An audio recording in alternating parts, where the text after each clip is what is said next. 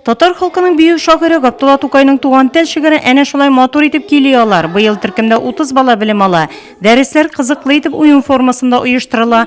Балалар җөмлә төзи, аларны тәрҗемә итә, күрсәтмә материалы ярдәмендә төрле сүзләрнең мәгънәсен өйрәнә.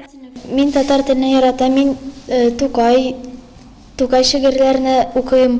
Без анда өйрәндек, бу төсләрне өйрәндек, бу мәгънәсен, монда рус телендә, инглиз телендә, гәрәпчә, татарча бар. Балалар бик яратып киләләр, бик яратып йөриләр дәресләребезне. Чөнки алар монда үзара татар телендә сөйләшәләр. Үзара татар теленең матурлыгын күрәләр, аралашалар. Һәм инде бер-берсе белән туганлашалар, дуслашалар. Һәм инде теләп киләләр менә бу дәресләребезгә. Грамматиканы бит инде тирәнтен өйрәнү монда юк.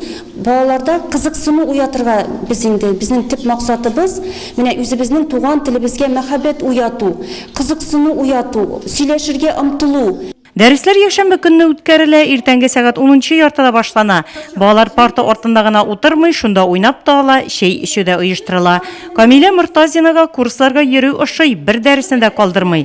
Үзем өчен мин бик күп яңа сүзләр өйрәндем. Безгә укытучыбыз картинкалар күрсәтә. Нинди бу ел фасылы, без әйтәбез. Аннары теге сүзләр, которые без белмибез, без бу сүзләрне специально словарьга язабыз.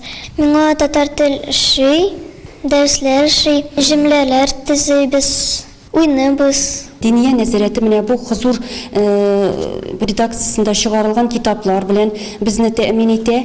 Һәм инде безнең менә шу китаплар алар бик эчтәлекле, балаларны кызыксындыра торган.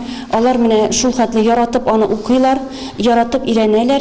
Һәм инде әтиәниләре дә менә шу китапларны бик яраталар, иләрендә бергәләп укыйлар.